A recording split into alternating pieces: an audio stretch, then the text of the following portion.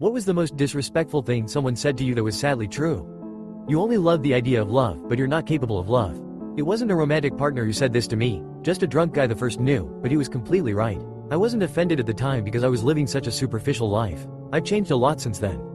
A boomer friend of mine came to pick me up for something while I was halfway through my pregnancy. She said I looked awful and then clarified, trying to make it better by explaining that I looked really big. I've always struggled with my weight and I was at my thinnest right before conceiving. Well, she was a former nurse and continued to explain I should go see my doctor because of how awful I looked. Turns out I had developed preeclampsia and I had edema through my whole body, face to feet, ankles, and my blood pressure was through the roof. So yeah, she probably saved my life since I was immediately put on bed rest until after the birth. You're very fragile, aren't you? Said to me by a coach while I was sick, again, on a trip to out-of-state competition. I was really offended, but she was right. Autoimmune disease, food allergies, blood pressure and syncope issues. Just because I work hard and give it my all doesn't mean my body won't betray me at any given moment if I don't coddle it just right. I worked as a cashier at a grocery store, and a customer I'd never seen before asked me if I was a vegetarian while I was ringing up his groceries. I said yes and he responded, "I could tell by your sallow complexion," and then paid for his groceries and left. Turns out I had an iron deficiency that I didn't know about at the time, but it was such a bizarre thing for a stranger to say that I was taken aback in the moment.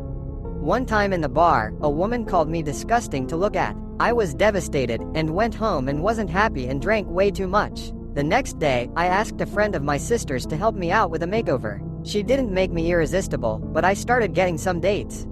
My ex told me that her brother wouldn't like me because I'm boring. Just as a passing statement. Really stuck with me how casually she said it, as if it wasn't an insult.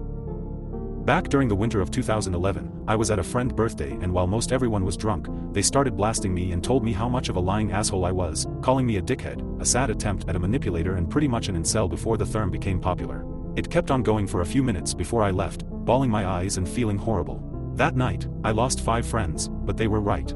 I decided to change, definitively, and to work on myself in order to be someone people would actually want to be with rather than someone they endure. I got a tattoo to remind myself of my vow and, well, I'm pretty much the best version of myself now. I'm honest, kind, someone people's like to be with. I care for my friends just as much as they care for me and I'm part of several thriving communities.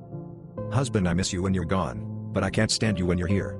We were separated for 2 months but trying to rekindle our marriage. We were mid-20s and married almost 7 years at this point. I learned throughout that divorce how truly bossy, mean, and controlling I was. I was just used to being very type A and walked all over him. The divorce was a wake-up call for me. I also learned I should have never married at 18 years/0. I had so much growing up to do. I'm mid-40s now and happily married again to someone I get to be laid back with. Not quite so type A anymore.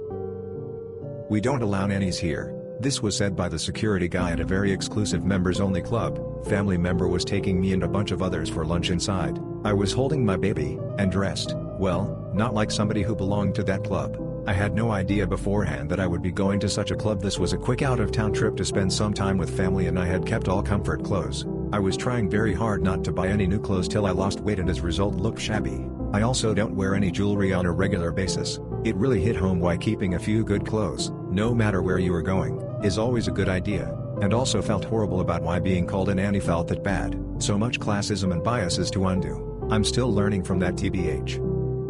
This is the most disgusting f***ing meal I've ever eaten, followed by a huge rant about how awful the meal was and how horrible I was for cooking it. It was a really bad meal, I admit.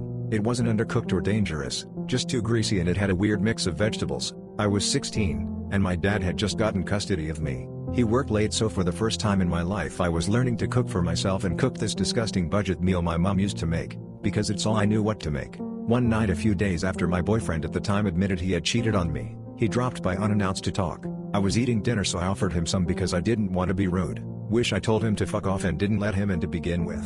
It took years for me to gain courage to cook for other people after that, even though I got better very quickly. A psychiatrist told me once that I was going to end my day staring at a wall in a group home. He was wrong, but only about what I stare at all day, and how restricted my situation is. Computer screens are better than blank walls, and living with family is better than living in AFC.